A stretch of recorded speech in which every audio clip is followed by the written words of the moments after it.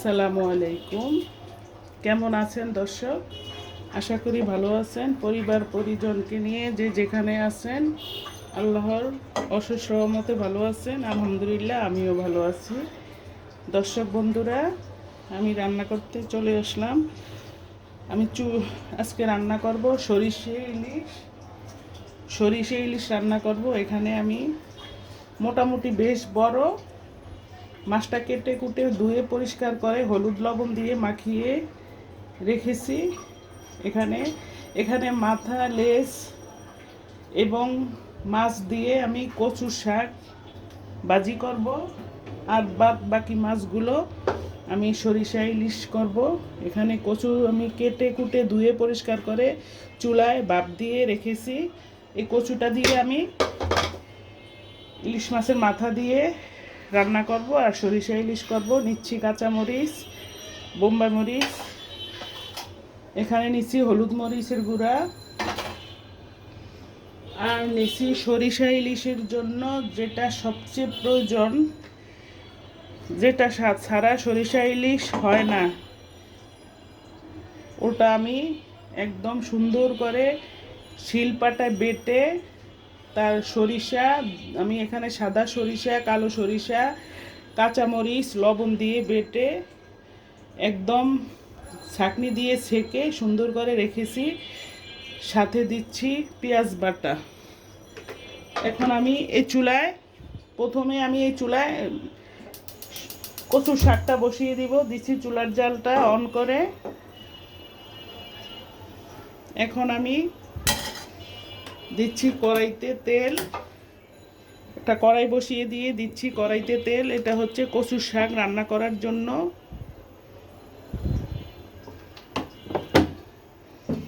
আমি যেভাবে কচুর শাকটা রান্না করি ইলিশ মাছ দিয়ে, ওভাবে রান্না করে খেয়ে দেখবেন, অনেক টেস্ট হয়। অনেকে সরিষা ইলিশের কচুর শাকের সাথে ইলিশ মাছ দিয়ে যখন কচুর শাক রান্না করে, অনেকে করে কি জিরা বাটা দেয়, কিন্তু জিরা বাটাটা ইলিশ মাছের সাথে যায় না, ইলিশ মাছের ফ্লেভারটা নষ্ট করে ফেলে। এখানে দিচ্ছি কাঁচামরিচ, দিচ্ছি প্রথমে কয়েকটা, দিচ্ছি পেঁয়াজ কুচি,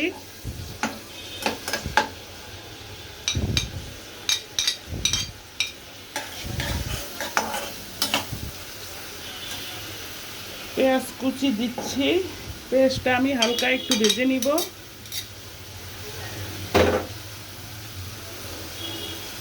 এখন দিচ্ছি স্বাদ অনুযায়ী লবণ। আমি মাছেও লবণ হলুদ মেখে রেখেছি, এখন অল্প করে একটু লবণ দিয়ে দিচ্ছি। লবণটা বুঝে শুনে দিতে হবে, তা না হলে লবণ বেশি হয়ে গেলে যে কোনো রান্নাই টেস্ট নষ্ট করে ফেলে।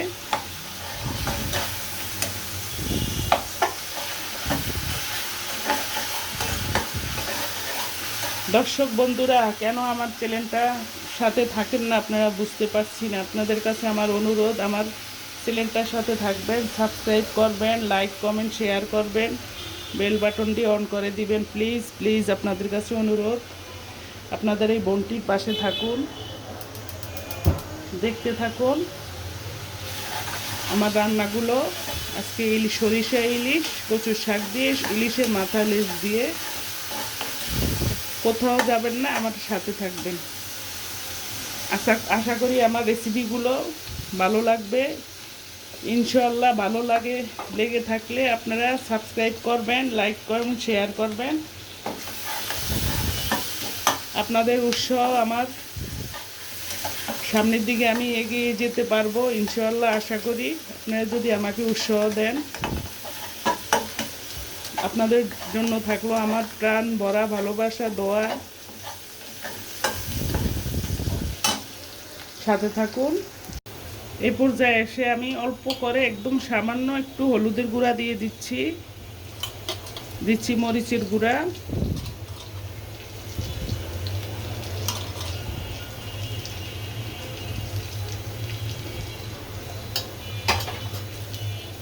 দিচ্ছি কচুর সাথে সরিষা বাটাও যায়, তাই আমি এখান থেকে একটু সরিষার পেস্ট দিয়ে দিচ্ছি।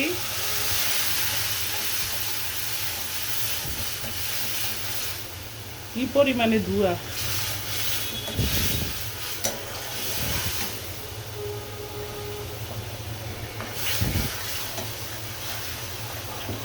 মশলাটা কষিয়ে নিচ্ছি। আমি এখানে বাটা পেস্ট দেইনি, কুচানো পেস্ট দিয়েছি। আরও একটু পানি দিয়ে দিচ্ছি মশলাটা কষাবার জন্য।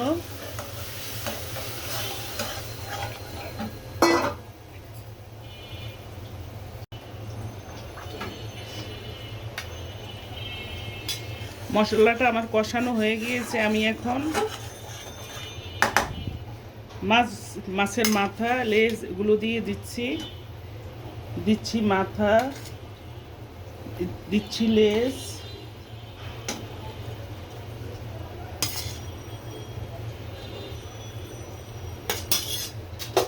মাছগুলো আমি কষিয়ে নিব সুন্দর মতো কষিয়ে। মাথা, লেজ, মাছ আমি তুলে ফেলে তারপর হচ্ছে কচু শাকগুলো দিয়ে দিব, তা না হলে মাথা, লেজ ভেঙে একদম কাটা কাটা হয়ে যাবে।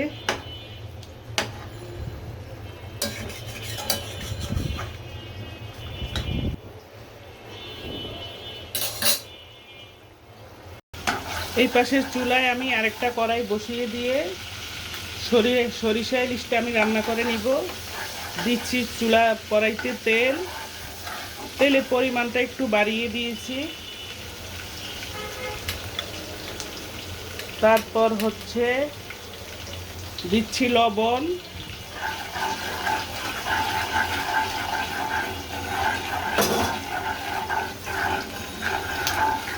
একটু পেঁয়াজটা একটু ভাজা ভাজা করে নিতে হবে। এই পর্যায়ে এসে আমি দিচ্ছি একটু সরিষা বাটা, সরিষার পেস্ট। তারপরে হচ্ছে আমি মশলাগুলো দিব, তা না হলে মশলাগুলো পুড়ে যাবে, খেতে ভালো লাগবে না, তিতো লাগবে। এখন এক এক করে আমি মশলা দিয়ে দিব। হলুদের পরিমাণটা একেবারেই কমিয়ে দিচ্ছি হলুদ গুঁড়ো, মরিচের গুঁড়ো,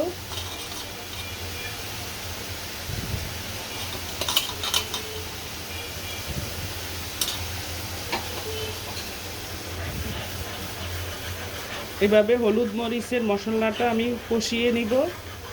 গন্ধটা দূর হলে তারপরে হচ্ছে সরিষা বাটা দিব। সুন্দর মতো কষিয়ে নিতে হবে।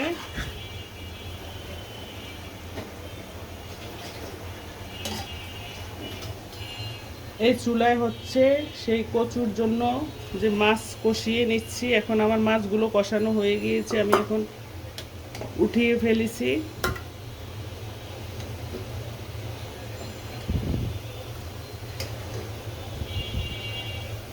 এখন দিব হচ্ছে কচুটা আমি দিয়ে দিব। কচুটা আমি আগে বাদ দিয়ে রেখেছি। কচু খাওয়া মানে অনেক কষ্টকর একটা ব্যাপার স্যাপার, মানে কাটরে কোটরে দৌড়ে অনেক ঝামেলা, মানে হাত চুলকায়।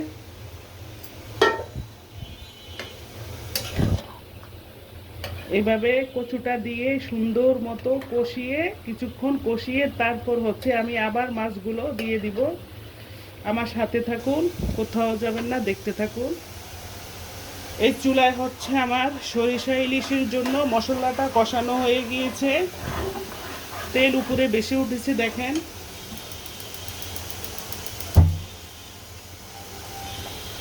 এখন আমি আবারও সরিষা বাটাগুলো সব দিয়ে দিচ্ছি।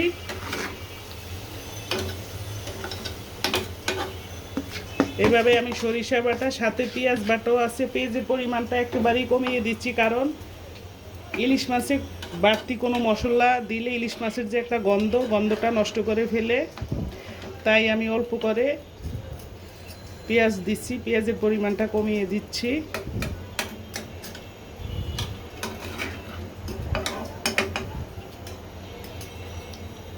আবারও কষিয়ে নিয়ে তারপর হচ্ছে মাছগুলো দিয়ে দিই।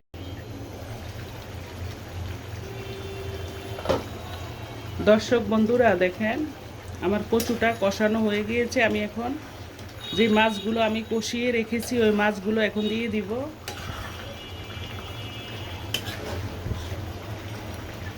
আমি এখানে শুধু সামান্য একটু পেঁয়াজ দিয়ে হলুদ মরিচের গুঁড়া দিয়ে রান্না করে নিয়েছি, অন্য কোনো মশলা দেইনি, না দিছি ধনিয়া গুঁড়া, না দিছি আদা বাটা, না দিছি রসুন বাটা, জিরা বাটা, কোনো প্রকারে কোনো মশলা দেইনি, কারণ ইলিশ মাছের যে টেস্টটা, গন্ধটা ওটা নষ্ট করে ফেলবে। এখন দিয়ে দিচ্ছি আমি সেই মাছগুলো।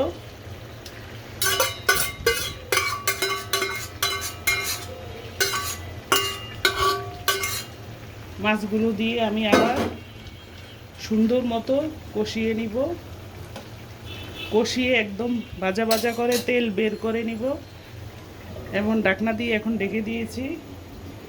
এখানে আমার সেই সরিষা ইলিশের মশলাটা কষানো হয়ে গিয়েছে। আমি এখন ইলিশগুলো দিয়ে দিব। এখানে হলুদ লবণ মাখিয়ে রেখেছি, এক এক করে সব মাছগুলো দিয়ে দিচ্ছি। আমার মাছটা মোটামুটি বেশ বড়ই ছিল এবং মাছের ভিতরে কোনো ডিম হয়নি। মাছটা অনেক তেল ছিল, কাটার সময় বটি একদম তেলে ভরে গিয়েছে, আর যে ধুয়ে নিচ্ছি হাত সব তেলে একদম, মানে কি বলবো আর, প্রচণ্ড পরিমাণে তেল ছিল। মাছটা অনেক ভালো একটা মাছ।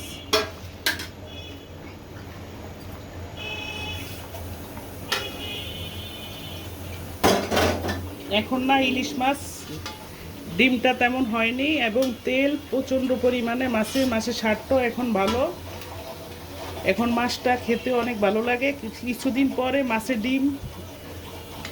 ডিম পারবে এবং ডিম হয়ে যাবে, ওই মাছটা খেতে ভালো লাগে না। এখন মাছটা খেতেও ভালো, মোটামুটি দামটাও নাগালের বাইরে আছে, নাগালের ভিতরে আছে, মানে দামটা একটু কম আছে মাছের।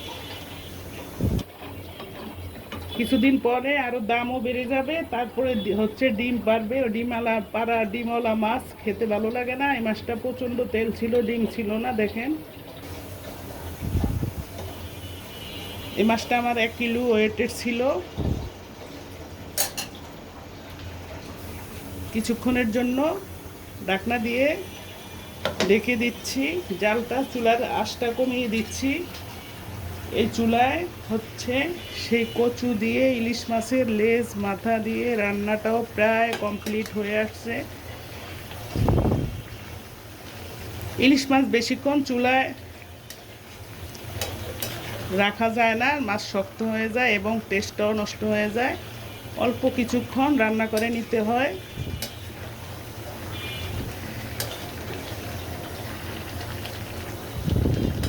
আমি আর একটু তেলটা বের করে নিব, গায়ে গায়ে মাখা মাখা করব। দেখেন, দেখতে যেরকম লোভনীয়, আশা করি খেতেও ভালো লাগবে। বেশি নাড়াচাড়া দিব না, কারণ মাছটা ভেঙে কাটা বেরিয়ে যাবে। এই চুলায় হচ্ছে আমার সেই সরিষা ইলিশটাও প্রায় হয়ে আসছে। আমি বেশিক্ষণ চুলায় রাখবো না, বেশিক্ষণ চুলায় রাখলে মাছের স্বাদ নষ্ট করে দেয়।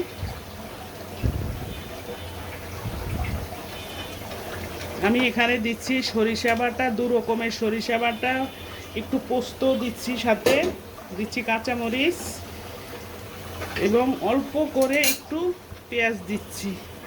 এখন দিচ্ছি কয়েকটা কাঁচামরিচ আর হচ্ছে একটু নাগামরিচ দিচ্ছি ফ্লেভারের জন্য।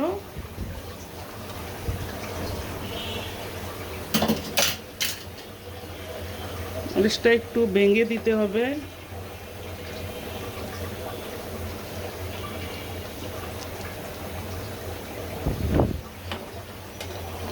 বাচ্চারা তো খাবে না, তাই মরিচের পরিমাণটা একটু বাড়িয়ে দিচ্ছি। আমাদের 2 জনের জন্য এই মাছ রান্না করে নিয়েছি।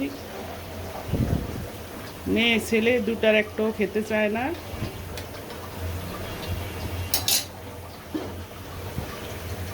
আবার ঢাকনা দিয়ে ঢেকে দিয়েছি। এই চুলা আবার কচুটা নেড়ে চেড়ে দিচ্ছি। এখন হচ্ছে চুলার জালটা আমি বন্ধ করে দিব।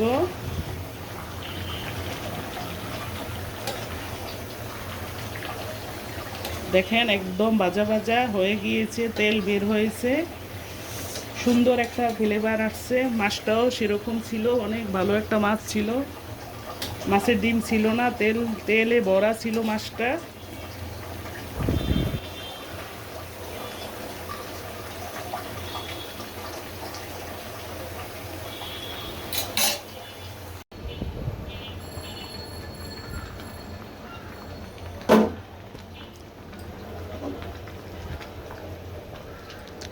আমার সরিষা ইলিশটা সম্পূর্ণ রান্না করা হয়ে গিয়েছে। আমি চুলাটা বন্ধ করে দিচ্ছি।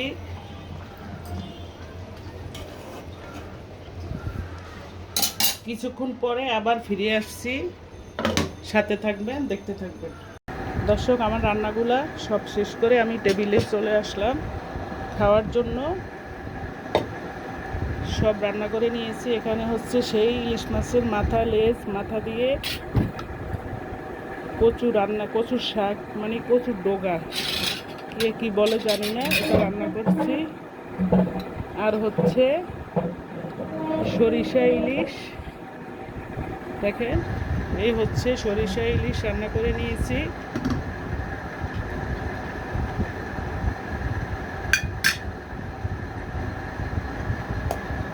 মাছটা মোটামুটি বেশ বড় ছিল, অনেক বড় ছিল মাছটা, কিন্তু মাছে কোনো প্রকারই ডিম হয়নি। মাছটা অনেক ভালো ছিল, অনেক তেল মাছে। দেখেন গ্রেভিটা কি ইয়ামি হয়েছে, তাই না?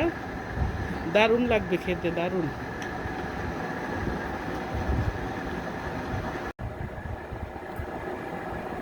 আমি খাবার খেতে বসে গিয়েছি বন্ধুরা। দেখেন, প্রথমে নিয়েছি কচুর শাক দিয়ে ইলিশ মাছ, এটা দিয়ে খেয়ে তারপরে হচ্ছে সরিষা ইলিশ নিব।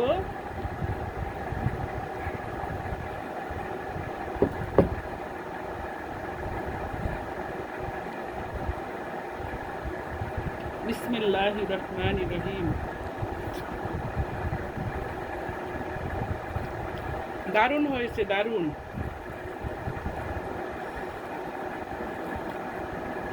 অসাধারণ, স্বাস্থ্যের জন্য অনেক ভালো একটি খাবার। কচুতে অনেক গুণাগুণ আছে, চোখের জন্য অনেক ভালো। কচু আয়রনের জন্য অনেক ভালো, আয়রন হয় শরীরে।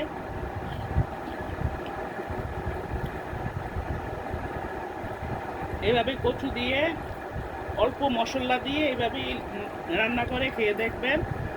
আমার রেসিপিগুলো ফলো করবেন, ইনশাল্লাহ কথা দিচ্ছি অনেক ভালো লাগবে। একটু লেবুর রস নিয়েছি।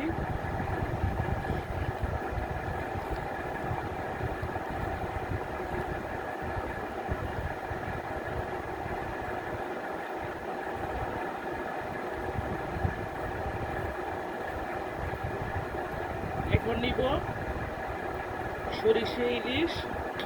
এই হচ্ছে সরিষা ইলিশ।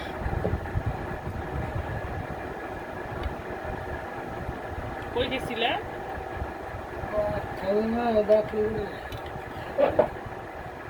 দেখেন আজকে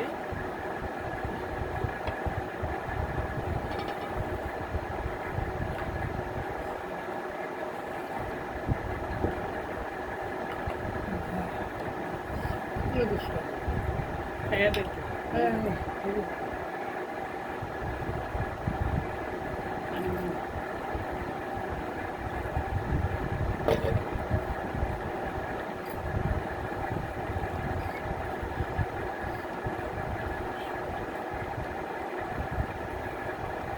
দারুণ হয়েছে, দারুণ, অসাধারণ। এবং মাছটাও অনেক ভালো ছিল, তেল মাছে একদম। কাটার সময় হাত সব মেখে গেছে তেলে, প্রচুর পরিমাণে তেল ছিল মাছটায়।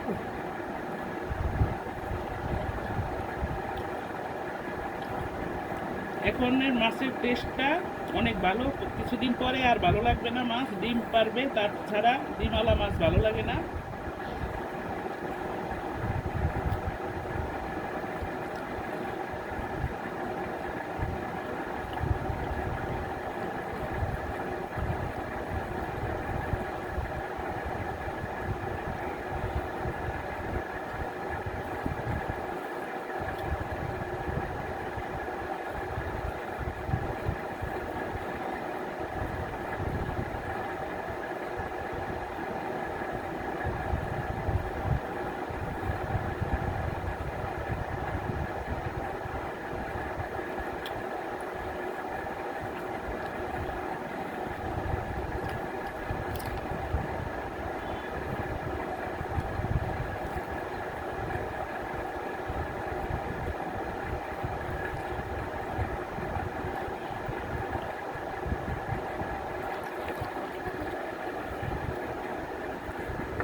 দর্শক, আজকে ভিডিওটা এখানেই শেষ করছি। সবাই ভালো থাকেন, সুন্দর থাকেন, আল্লাহ পাক ভালো রাখুক সবাইকে। আসসালামু আলাইকুম। আসসালামু আলাইকুম। কেমন আছেন আপনারা সবাই? আশা রাখছি ভালো আছেন। আলহামদুলিল্লাহ আমিও ভালো আছি। আমি রান্নার জন্য চলে আসলাম। এখানে একটা মাছ নিয়েছি, এটা হচ্ছে ইলিশ মাছ। মাছটা কিছুক্ষণ আগে বাজার দিয়ে এনেছে। মাছটা মোটামুটি বড়, 1 কিলো ওয়েটের মাছটা 2000 টাকা নিছে মাছটার দাম। মানে বাজারে মাছের দাম বেশ চড়া, অসম্ভব দাম। ইলিশ মাছ, এত মাছ বাজারে পড়ে, তারপর মাছের প্রচণ্ড দাম, প্রচণ্ড দাম। এখন আমি এই মাছটা কেটে ধুয়ে পরিষ্কার করে হলুদ লবণ দিয়ে কিছুক্ষণের জন্য মাখিয়ে রাখবো। তারপরে ফিরে আসছি, আপনাদের সাথে শেয়ার করব। রান্না করার জন্য প্রস্তুতি নিচ্ছি। সাথে থাকুন, দেখতে থাকুন, কোথাও যাবেন না।